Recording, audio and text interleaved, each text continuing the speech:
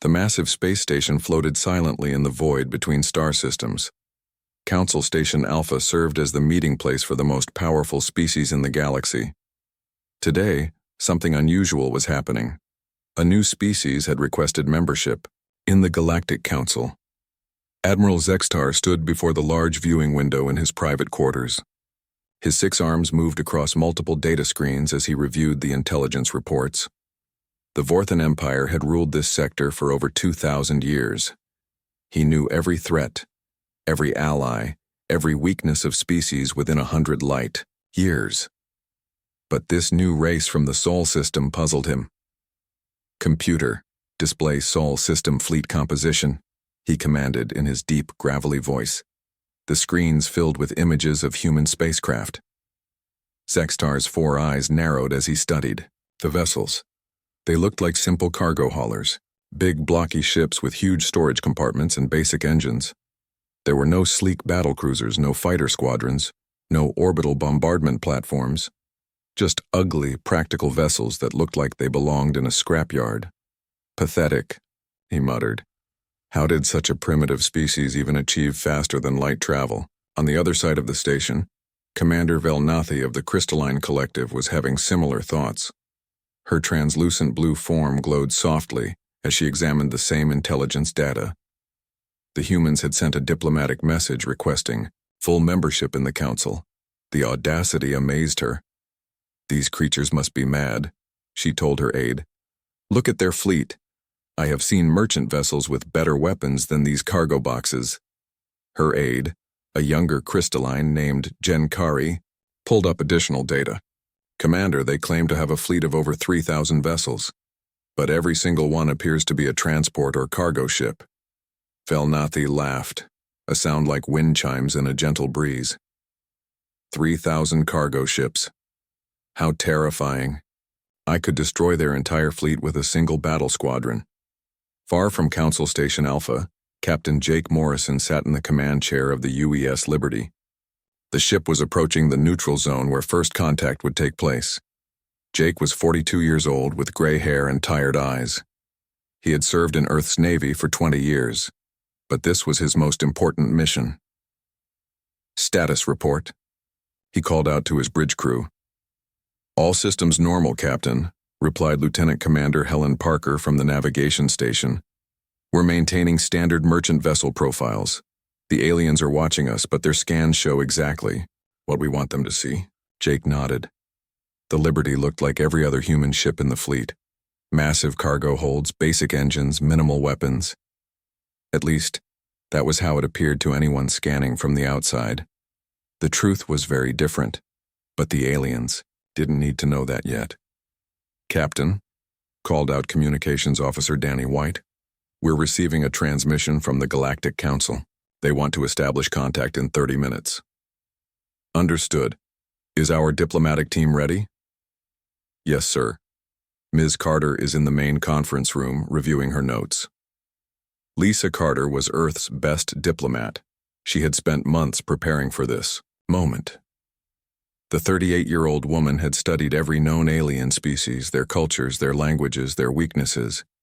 She knew this first meeting would determine humanity's future in the galaxy. In the engine room, Chief Engineer Ben Rodriguez monitored dozens of hidden systems. The alien scans could detect the ship's basic functions, but they had no idea about the advanced technology hidden throughout the vessel. Ben had spent 5 years perfecting these concealment systems. Every human ship looked harmless from the outside, and that was exactly how Earth wanted it. "Chief," called out one of his engineers, "all stealth systems are running perfectly. The aliens think we're just a big, slow cargo ship." Ben smiled. "Good. Let them keep thinking that." The Liberty entered the neutral zone precisely on time. Waiting for them was a massive alien vessel that looked like a work of art. Smooth curves, elegant design, weapons that gleamed like jewels. It was beautiful, impressive, and completely obvious in its purpose. "Incoming transmission," announced Danny White. The main screen flickered to life, showing Admiral Zextar's imposing form. His voice boomed through the Liberty speakers. I am Admiral Zextar of the Vorthan Empire, speaking for the Galactic Council. You claim to represent the species called humans? Captain Morrison stood up. I am Captain Jake Morrison of the United Earthship Liberty. I represent humanity and our government. Zextar's four eyes studied Jake with obvious disdain. Your vessel is unusual. We expected a proper warship for such an important meeting. The Liberty is our finest ship, Admiral. She represents the best of human engineering and design. Behind Zextar, Commander Velnathi appeared on the screen. Her crystalline form sparkled with what Jake recognized as amusement. Captain Morrison, we have reviewed your fleet composition. Your species appears to be merchants, not warriors. The galaxy can be a dangerous place for those who cannot defend themselves. Jake kept his expression neutral. We believe in the power of trade and diplomacy, Commander. Humanity has no interest in conquest or aggression. How refreshing, Zextar said, his tone making it clear he found nothing refreshing about it. Very well. Your species may petition for membership in the Galactic Council. However, given your limited military capabilities, we can only offer restricted membership. Lisa Carter stepped forward. What does restricted membership mean, Admiral? You would have access to basic trade routes in neutral zones only. The major shipping lanes, resource-rich systems, and strategic locations would remain off-limits. This is for your own protection, of course. Jake felt anger rising in his chest, but he kept his voice calm. We appreciate your concern for our safety, Admiral. However, humanity believes we have much to offer the galactic community. Velnathi's glow brightened with what Jake now recognized as condescension. I'm sure you do, Captain. Your cargo ships are quite functional. But the reality is that space belongs to those strong enough to claim it. Your species would be safer staying close to your home system. The meeting continued for another hour. The aliens offered humanity the scraps of galactic civilization, while making it clear they considered humans to be weak and irrelevant. They spoke of trade agreements that heavily favored established species. They discussed protection fees that would keep human ships safe from pirates and raiders. Throughout the entire discussion, Jake maintained his diplomatic composure. He asked reasonable questions, made polite requests, and generally played the role of a peaceful merchant captain. But inside, he was recording every word, every insult, every dismissive gesture. When the meeting finally ended, Jake returned to his command chair. The Liberty began its journey back to Earth, looking for all the world like a slow, harmless cargo ship. That went about as expected, he told his crew. They think we're weak and helpless. Helen Parker smiled. Perfect. Did you see how they positioned their ship? Right in our optimal firing range the entire time. Danny White laughed. I recorded everything. Earth Command is going to love this. In his quarters, Ben Rodriguez reviewed the detailed scans his hidden sensors had taken of the alien vessel. The Vorthon ship was impressive, but its shields had several weak points. Its weapons were powerful, but had limited firing arcs. Most importantly, its crew clearly had no idea what they were really dealing with. As the Liberty traveled through space, other human ships continued their normal activities throughout the galaxy. To anyone watching, they looked like peaceful merchants, going about their business. Cargo ships hauling goods between systems, transport vessels carrying passengers. Simple, harmless, and completely unremarkable. The aliens had made their position clear. They saw humanity as weak and unworthy of respect. They offered crumbs while keeping the real prizes for themselves. They spoke of protection while clearly planning to use humans as cheap labor and easy targets. It was exactly what Earth had expected, and it was exactly what Earth had prepared for. The galaxy was about to learn that appearances could be very deceiving indeed. 3 months had passed since humanity's first meeting with the Galactic Council. The restricted membership offer still sat on Earth's negotiation table, but no final answer had been given. The aliens assumed humans were simply grateful for any opportunity to join galactic civilization. General Korthax of the Zathek hegemony had different ideas about these new creatures from Sol. The reptilian warrior stood 8 feet tall, with scales that gleamed like black metal. and eyes that burned red in the dim light of his command ship. The Zathek were raiders by nature, taking what they wanted from weaker species throughout the galaxy. "Show me the intelligence reports again," Korthax demanded, his voice a low growl that made his subordinates tremble. Captain Vexthul, his second-in-command, activated the holographic display. Images of human ships filled the air between them, the same blocky, ugly vessels that had confused Admiral Zextar months earlier. "General, these humans have expanded their shipping operations significantly. They now have regular cargo runs through 17 different star systems. Our scouts report they carry valuable goods but have minimal protection." Korthax studied the data with predatory interest. "Minimal protection? You mean none at all?" "Correct, General. No escort vessels, no fighter patrols, no defensive formations. They travel alone or in small groups of 2 or 3 ships. It would be like hunting helpless prey animals." The General's scarred face twisted into what might have been a smile. "The Galactic Council has grown soft, Vexthul. They negotiate and make treaties while real warriors take what they need. These humans will learn that space belongs to the strong." "What are your orders, General?" "Prepare the 3rd raiding fleet. We will test these cargo haulers and see how they respond to real pressure.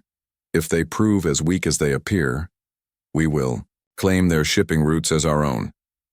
2 weeks later, the Zathek 3rd raiding fleet moved into position near the Kepler system. 15 sleek warships, each one designed for speed and destruction. Their black hulls were covered with weapon mounts and sensor arrays. They looked exactly like what they were: ships built for war and conquest. General Korthax commanded from the bridge of his flagship, the Bloodclaw. His tactical officers monitored space traffic, waiting for the perfect target. They didn't have to wait long. "General," called out his sensor operator, "we have human ships approaching. 5 vessels, standard cargo configuration, no escort." "Perfect. Show me." The main screen displayed 5 human ships moving through space in a loose formation. They looked identical to every other human vessel the Zathek had observed. Big, slow, and defenseless. The lead ship was the UES Denver, commanded by Captain Amy Brooks. She was a 45-year-old veteran with short brown hair and calm green eyes. Amy had commanded merchant vessels for 12 years, but like every human ship captain, she had extensive military training. "Captain," reported her navigation officer, "we're detecting multiple contacts ahead, unknown configuration, but they're moving to intercept us." Amy studied the tactical display. 15 ships in attack formation, clearly hostile intent. "Red alert. All hands to battle stations. Communications, send a distress signal using standard merchant protocols." Lieutenant Tom Davis at the communications station began broadcasting. "Mayday, Mayday. This is the merchant vessel Denver. We are being approached by unknown hostile ships. Any vessels in the area, please respond." In the engine room, Chief Engineer Carol Smith quietly activated secondary systems. Throughout the ship, hidden panels prepared to open. Concealed weapon mounts powered up. Advanced targeting computers came online. But from the outside, the Denver still looked like nothing more than a helpless cargo ship. The other 4 ships in the convoy received Amy's coded signals. The UES Portland, commanded by Captain Bill Turner. The UES Phoenix under Captain Nancy Coleman. The UES Dallas, led by Captain Steve Johnson. And the UES Miami, commanded by Captain Linda Martinez. All 5 captains had trained for this exact scenario. General Korthax watched the human ships with satisfaction. They had stopped moving and were broadcasting surrender messages, exactly what he expected from weak merchants. "They're not even trying to run," he told Captain Vexthul. "This will be easier than I thought." "Shall we demand their surrender, General?" "Of course, let them know who their new masters are." The Bloodclaw transmitted on all frequencies. Korthax's voice boomed across space. "Human vessels, you are now prisoners of the Zathek hegemony. Prepare to be boarded. Any resistance will result in the destruction of your ships." On Earth, Admiral Pete Sullivan received the distress signal at Fleet Command Headquarters. The 60-year-old officer had gray hair and the weathered face of someone who had spent decades in space. He reviewed the tactical situation on his command screens. "How many Zathek ships?" he asked his staff. 15, sir. Standard raiding formation. They've surrounded our convoy in the Kepler system. Admiral Sullivan nodded. Authorization granted for Protocol 7. Send the activation codes to all merchant vessels in nearby sectors.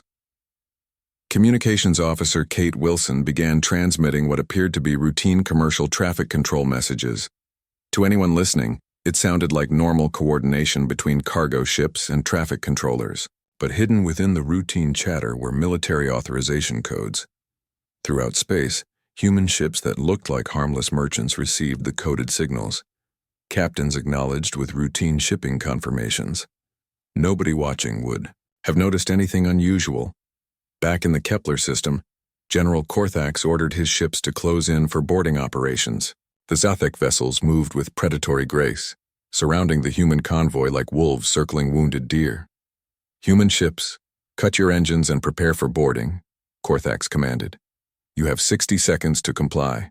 Captain Amy Brooks responded with the voice of a frightened merchant. Please, we're just carrying farming equipment and medical supplies. We're not military vessels. We surrender. Smart choice, Korthax growled. Vexthul, deploy boarding parties to all 5 ships. I want a full inventory of their cargo and crew. The Zathek ships moved closer, positioning themselves within a few hundred meters of each human vessel. It was the perfect range for boarding operations. Close enough to prevent escape, but far enough to avoid collisions during the transfer of personnel. Amy Brooks watched her tactical display as the enemy ships took their positions. All ships confirm readiness, she transmitted on the coded frequency. Portland ready, Phoenix ready, Dallas ready, Miami ready. Amy took a deep breath. The Zathek had made a critical mistake. They had positioned themselves exactly where human tactical doctrine wanted them, close enough for maximum effectiveness but too close to escape what was about to happen. Chief Smith, Amy called to her engine room, are all systems ready? All systems ready, Captain. Just give the word. Amy looked at her chronometer. The boarding parties would launch in less than 2 minutes. She opened a private channel to Admiral Sullivan back on Earth. Command, this is Denver. We have 15 hostile vessels in optimal engagement range. Request permission to engage. Admiral, Sullivan's voice came back immediately. Permission granted, Denver. Show them what Earth's merchant marine really is. Amy Brooks had spent years pretending to be nothing more than a cargo ship captain. She had practiced looking helpless and afraid when confronted by pirates or raiders. She had perfected the art of appearing weak and defenseless. But Amy Brooks was not a merchant captain. She was a decorated officer in Earth's Space Navy, commanding one of the most advanced warships in human space. And she was tired of pretending to be something she wasn't. All ships, she broadcast on the tactical frequency. This is Denver Actual. Execute Protocol 7. Weapons free. Engage all targets. The time for deception was over. The galaxy was about to see what human ships could really do. The UES Denver began its transformation in seconds. Hidden panels along the ship's hull slid open with mechanical precision. What had appeared to be simple cargo containers suddenly revealed themselves as sophisticated weapon systems. Twin particle beam cannons emerged from concealed mounts. Missile launchers rotated into firing position. Advanced shield generators hummed to life, creating a shimmering barrier around the entire vessel. General Korthax stared at his tactical display in shock. Where moments before he had seen a helpless cargo ship, now a fully armed battleship faced him. His sensors were screaming warnings about weapon locks and targeting systems. What is this? He roared. How is this possible? Captain Vexithul was frantically checking his instruments. General, their power readings have increased by 400%. They're showing military-grade weapons and defensive systems. This cannot be accurate. But it was accurate. The Denver had shed her disguise like a snake shedding old skin. Her true nature was now revealed for all to see. And she was not alone. The UES Portland opened fire first. Captain Bill Turner had been waiting for this moment for months. His ship's hidden plasma cannons sent bright green bolts of energy across space, striking the nearest Zathek raider. The enemy vessel's shields flared and failed under the unexpected assault. Target destroyed, reported his weapons officer with satisfaction. The UES Phoenix joined the attack seconds later. Captain Nancy Coleman's ship unleashed a swarm of guided missiles that had been disguised as cargo containers. Each missile was equipped with advanced targeting systems and high-explosive warheads. They struck 3 Zathek ships simultaneously, overwhelming their defenses. The UES Dallas and UES Miami completed the devastating first strike. Captain Steve Johnson and Captain Linda Martinez coordinated their fire, focusing on the enemy flagship. The Bloodclaw found itself under attack from multiple directions, its shields buckling under the concentrated barrage. The entire engagement had lasted less than 30 seconds. In that brief time, 7 Zathek ships had been destroyed or disabled. The remaining 8 were scattered and confused, their perfect attack formation shattered. General Korthax felt his command chair shake as another hit struck his flagship. All ships return fire, destroy these humans. But returning fire was easier said than done. The Zathek had positioned themselves for boarding operations, not ship-to-ship combat. Their vessels were too close together, interfering with each other's weapon systems. Some couldn't fire without risking hitting their own ships. The human formation, by contrast, was perfectly positioned. Each ship had clear firing lanes and optimal range to their targets. It was as if they had planned this exact scenario. They had.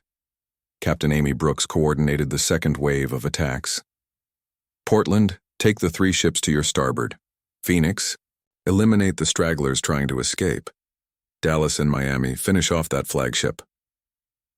The battle was no longer a fight. It was a massacre. Chief Engineer Carol Smith monitored the Denver systems from the engine room. Every weapon system was performing perfectly. The advanced computers were tracking multiple targets simultaneously. The power grid was handling the massive energy demands without strain. Captain, she reported over the intercom, all systems are operating at full capacity. We can maintain this level of fire for hours if necessary. Amy smiled grimly. It won't take hours, Chief.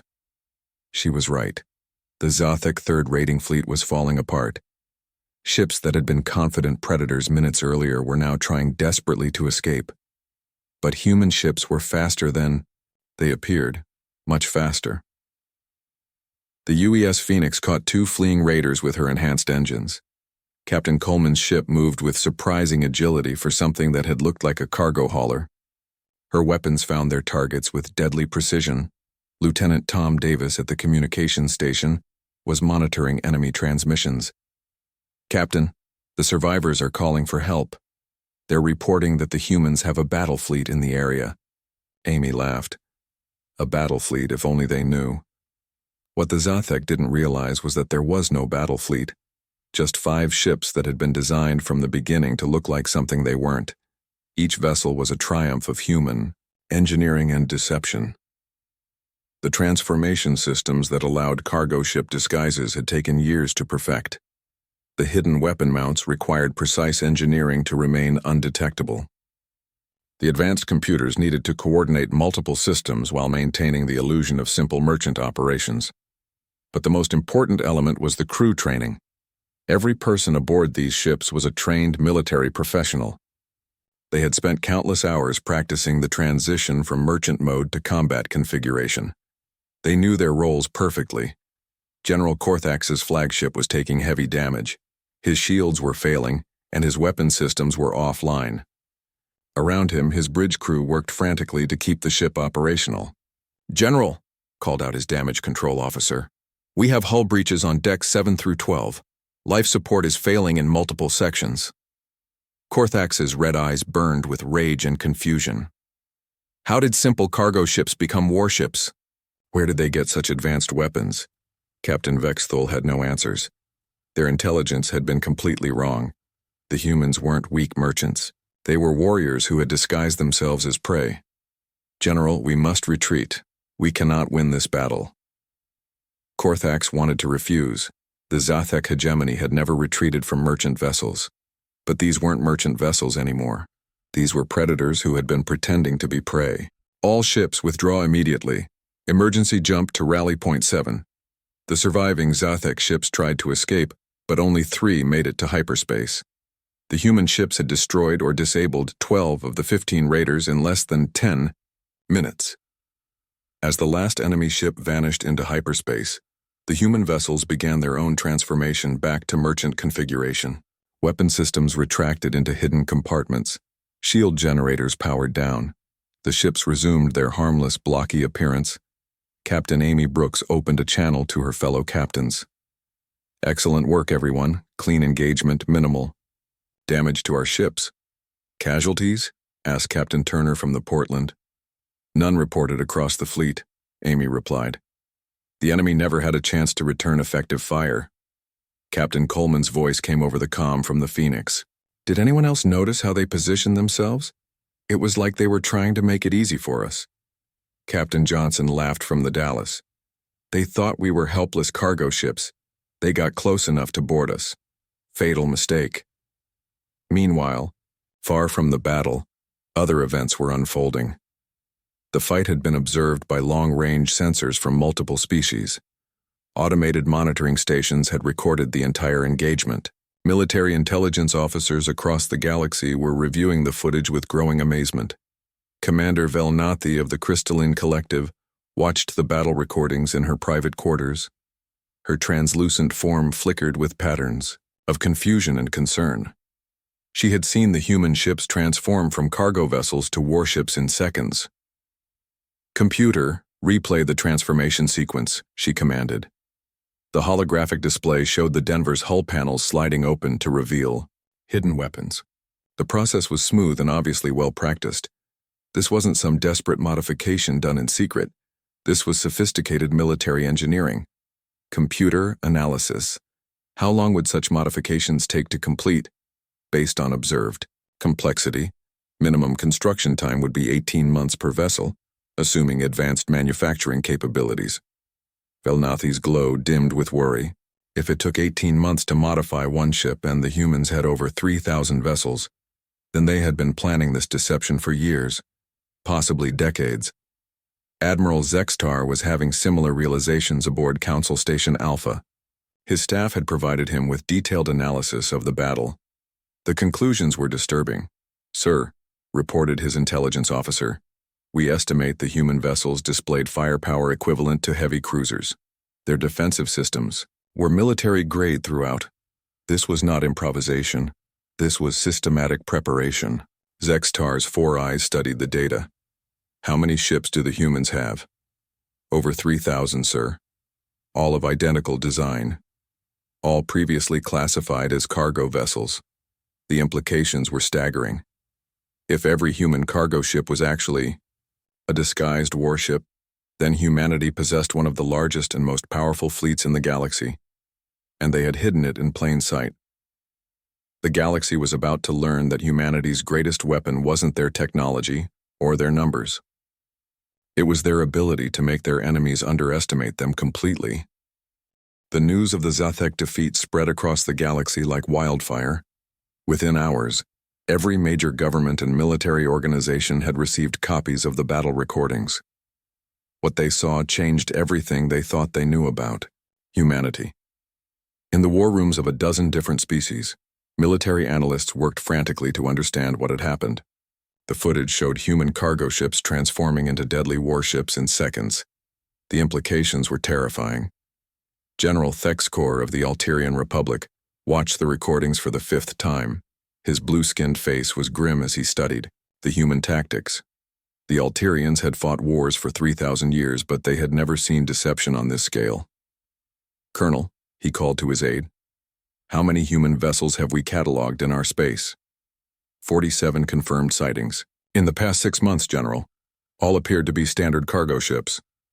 Thexkor felt a chill run down his spine. "Order immediate scans of all human vessels currently in Alterian space. I want to know what they really are." Similar conversations were happening throughout the galaxy. Species that had dismissed humanity as harmless merchants were now scrambling to reassess the threat.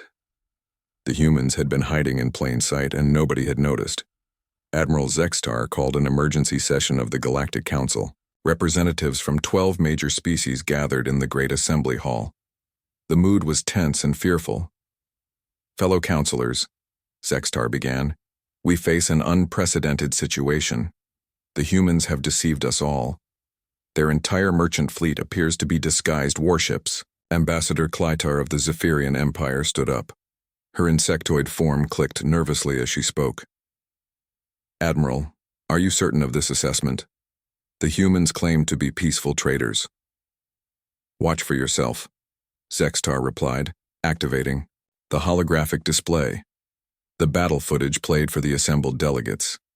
They watched in silence as human cargo ships revealed hidden weapons and destroyed a Zathek raiding fleet. The transformation was so smooth and practiced that it was clearly not the first time these ships had done this. Commander Velnathi spoke from her position at the Crystalline Collective's table. The level of deception required for this operation is staggering. They have maintained this facade for months, possibly years. The question is, said Ambassador Klytar, how many of their ships are actually warships? And what do they really want? Admiral Zextar had been asking himself the same questions.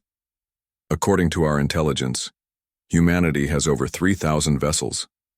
If even half of them are disguised warships, they possess one of the largest fleets in the galaxy. The implications hung heavy in the air. Every species in the Council had accepted human ships into their space. They had allowed these vessels to visit their worlds, dock at their stations, and observe their defenses.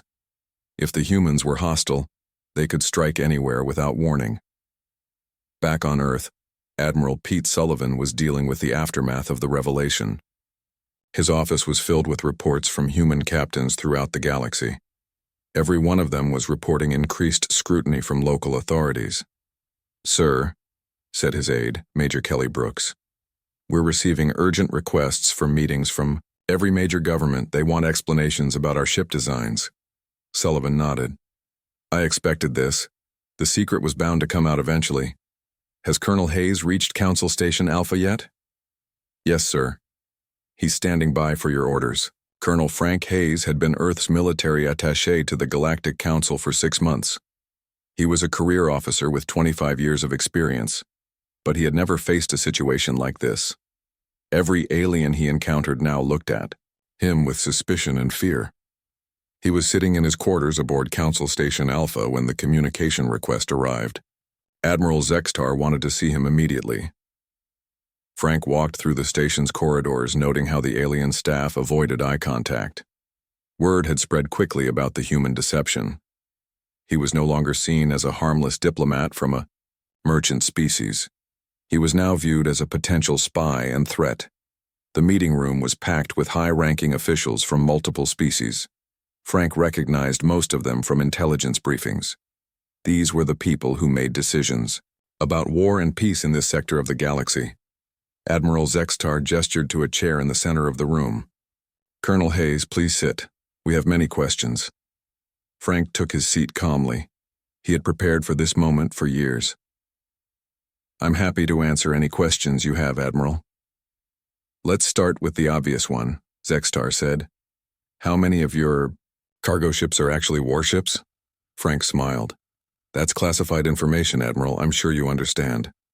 The room erupted in angry voices. Representatives from multiple species began shouting questions and demands. Frank waited patiently for the noise to die down. Commander Velnathi spoke first when order was restored. "Colonel, your species has practiced systematic deception against the galactic community.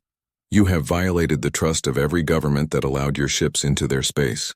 "With respect, Commander," Frank replied, "we have violated no treaties or agreements. We never claimed our ships were unarmed. We simply allowed others to make assumptions." "You deliberately made your warships look like cargo vessels," accused Ambassador Klytar. "Yes, we did, and it was a brilliant strategy." Frank's voice remained calm and professional. "We learned long ago that the best weapon is the one your enemy doesn't know you have." Admiral Zextar leaned forward. "Enemy? Are you saying you consider us enemies?" "Not at all, Admiral, but we also don't consider you friends, not yet. Friendship must be earned through mutual respect and equal treatment." The alien officials exchanged glances. They were beginning to understand that humanity's deception had a purpose beyond simple military advantage. Frank continued. "When we first requested membership in the Galactic Council, We were offered restricted access and second-class status. We were told this was for our own protection because we appeared weak. Now you know we're not weak at all. So this was all a test? Asked Commander Velnathi. In part, yes. We wanted to see how the galactic community would treat a species they perceived as inferior. The results were educational. Dr. Helen Price, a human military historian, had been invited to address the council via holographic transmission from Earth. Her image appeared in the meeting room, and she began to speak, in her calm academic voice. Honored delegates, what you have witnessed is the result of humanity's long experience with warfare and diplomacy. On our world, we learned that deception and misdirection are often more effective than brute force. She activated a display showing various historical examples. Throughout human history, weaker forces have defeated stronger ones through superior strategy and intelligence. We have made this a science. But why the deception? Asked Ambassador Clytar. Why not simply reveal your true capabilities from the beginning? Because, Dr. Price replied, true strength is not always about having the biggest weapons. Sometimes it's about making your enemies underestimate you completely. The room fell silent as the implications sank in. The humans hadn't just hidden their military capabilities. They had used the galaxy's own prejudices against them.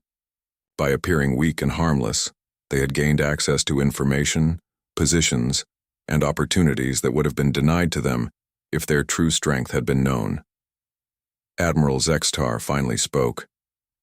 Colonel Hayes, what does humanity want from us now? Frank stood up. The same thing we wanted from the beginning, Admiral.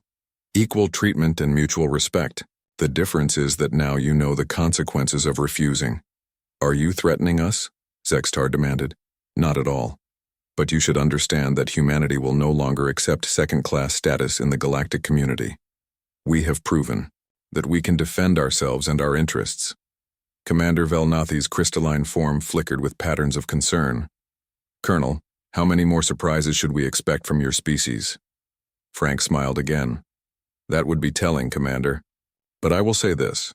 The galaxy has only seen a small sample of human ingenuity. We are a species that has survived ice ages, plagues, and countless wars. We have learned to adapt and overcome any challenge. We don't build our ships to look impressive, he continued. We build them to be effective. We don't seek glory in battle. We seek victory. And we have been preparing for this moment for a very long time. The meeting continued for several more hours, but the tone had changed completely. The aliens were no longer dealing with harmless merchants. They were negotiating with a species that had demonstrated both military capability and strategic thinking. As the session ended, Frank knew that humanity's position in the galaxy had changed forever. They would never again be dismissed as weak or irrelevant. The question now was whether the other species would accept them as equals or see them as a threat, to be eliminated. The answer would determine the future of human expansion into the stars. 6 weeks after the Zathak defeat, the Galactic Council reconvened for the most important session in its history. The Great Assembly Hall was packed with representatives from every major species. The atmosphere was tense as delegates took their seats. Admiral Zextar called the session to order. We are here to vote on humanity's revised membership application. In light of recent events, Earth has requested full membership with equal status. The debate that followed was fierce. Some species argued that humanity's deception proved they could not be trusted. Others claimed that the humans had simply been smart to protect themselves in a dangerous galaxy. Ambassador Clytar spoke for the Zephyrian Empire. The humans lied to us all. How can we trust a species that builds warships disguised as cargo? Vessels, Commander Velnathi responded for the Crystalline Collective. They never lied. We made assumptions, and they allowed us to keep those assumptions. There is a difference. The vote was closer than anyone expected. In the end, humanity was granted full membership by a margin of only 3 votes. It was not the overwhelming welcome Earth had hoped for, but it was enough. Captain Jake Morrison received the news aboard the UES Liberty. He was currently docked at Council Station Alpha, and his ship was under constant surveillance by multiple species. Everyone wanted to see what a human warship really looked like up close. Captain, reported Lieutenant Commander Helen Parker, we're receiving an official invitation to the membership ceremony. Earth has been accepted as a full member of the Galactic Council. Jake smiled. Signal Earth Command. Mission accomplished. But the real celebration was happening in the briefing rooms and military academies throughout the galaxy. Human tactics were now being studied by every species with a military. The concept of disguised warships was revolutionary. General Thexcor of the Alterian Republic was meeting with his staff officers. We need to completely revise our threat assessment protocols. How many other species might be hiding their true capabilities? His intelligence chief, Colonel Wyneth, pulled up a holographic display. Sir, we've identified 12 species that use primarily civilian-looking vessels. Any of them could be employing similar deception. Order new scanning procedures. For all foreign vessels entering Alterian space, we cannot afford to be surprised again. Similar meetings were taking place across the galaxy. The human revelation had sparked a wave of paranoia and suspicion. Every cargo ship was now viewed as a potential threat. Trade relationships that had existed for centuries were suddenly questioned. On Earth, Admiral Pete Sullivan was dealing with the consequences of humanity's success. His office was flooded with requests from other species wanting to learn human tactics and technology. Sir, reported Major Kelly Brooks, the Alterian Republic is offering a formal military alliance. They want to exchange tactical information and coordinate fleet movements. Sullivan nodded. What about the others? The Crystalline Collective wants to purchase human ship designs. The Vorthan Empire is requesting joint training exercises. Even some of the smaller species are asking for protection agreements. The Admiral smiled grimly. 6 months ago, they wouldn't give us access to major trade routes. Now they want to be our allies. Interesting how quickly attitudes can change. But not everyone was eager to welcome humanity into the galactic community.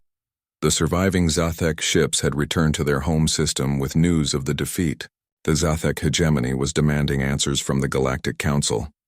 War leader Gorthax, supreme commander of all Zathek forces, stood before the council via holographic transmission.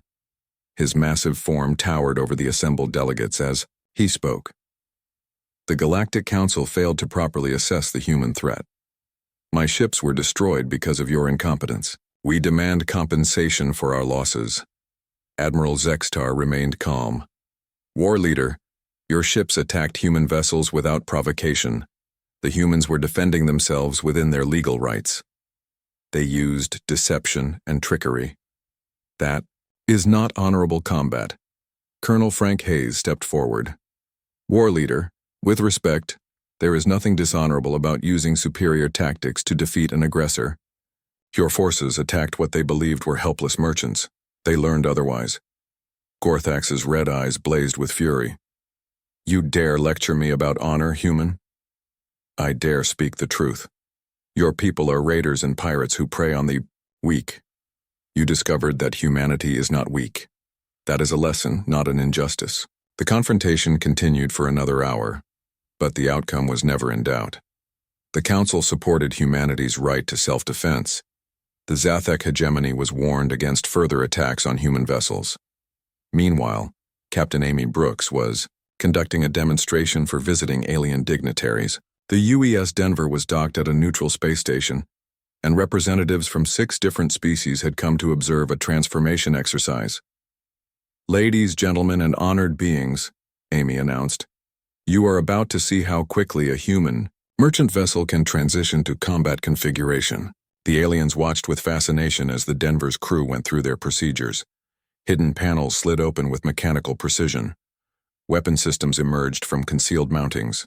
Advanced sensors deployed from what had appeared to be simple communication arrays. Commander Steve Turner, the ship's tactical officer, provided commentary. Total transformation time is 4 minutes and 37 seconds. However, primary weapons can be deployed in under 60 seconds for emergency situations. One of the observers, a tall, blue-skinned Alterian officer, raised his hand. Captain Brooks, how long did it take to develop these systems? Amy smiled. The basic concept was developed over 15 years ago. The current configuration took 7 years to perfect, but we've been planning for this moment much longer than that. Planning? For what moment? Asked another observer. The moment when humanity would no longer need to hide what we really are. Dr. Helen Price had been invited to speak at the Galactic Military Academy. Her lecture on human warfare philosophy was attended by officers from dozens of species. The auditorium was packed with beings eager to understand how humans thought about conflict. War to humans is not about glory or honor, she explained. It is about survival and victory. We fight to win, not to prove our courage. A Vorthon cadet raised his hand. Dr. Price, how did your species develop such sophisticated deception, tactics? Helen activated a holographic display showing Earth's history. We learned from necessity. Humans have always been relatively weak compared to the predators on our world. We survived by using our intelligence to overcome physical disadvantages. This philosophy carried over into our approach to space warfare. We knew that other species would have larger ships, more advanced weapons, longer military traditions, so we decided to use their expectations against them. The lecture continued for 2 hours, covering everything from ancient human military strategies to modern space combat doctrine. By the end, many of the alien officers were taking detailed notes. But perhaps the most important conversation was happening in a secure meeting room deep within Council Station Alpha. Admiral Zextar was speaking privately with Colonel Frank Hayes. Colonel, I must ask you directly, how many actual cargo ships does humanity have? Frank considered the question carefully. That's an interesting question, Admiral. The honest answer is that we don't really distinguish between cargo ships and warships anymore. What do you mean? Every human vessel is designed to perform multiple roles. A ship carrying farming equipment today might be carrying military supplies. Tomorrow, a passenger transport could become a troop carrier if needed. The lines between civilian and military functions are deliberately blurred. Zextar's four eyes widened with understanding. You're saying that your entire merchant fleet is actually a reserve military force. I'm saying that humanity has learned to prepare for any situation. We hope for peace, but we plan for war. The Admiral was quiet for a long moment. Colonel, how many ships are currently operating in this sector? Frank smiled. As of today, there are approximately 200 human vessels within 50 light years of this station. They're carrying everything from medical supplies to mining, equipment to diplomatic personnel. And if there was a crisis, if war broke out, then you would discover that humanity has more friends and more resources than anyone imagined. As the months passed, the galaxy adapted to its new reality. Human ships were no longer dismissed as harmless cargo haulers. They were respected as potentially dangerous vessels commanded by a species that valued cunning over strength. Trade relationships shifted as species recognized humanity's true capabilities. Military alliances formed as governments sought to align themselves with this new power. Even the language of diplomacy changed as beings learned to speak more carefully around human representatives. Admiral Pete Sullivan stood in his office on Earth, looking out at the orbital shipyards where new vessels were under construction. To any observer, they would look like ordinary cargo ships and passenger transports, but Sullivan knew better. Admiral, called his aide, the newest class of ships is ready for deployment. Where should we send them? Sullivan smiled as he watched. The vessels prepare for departure. Send them everywhere, Major. Let them carry our goods, our people, and our secrets to every corner of the galaxy.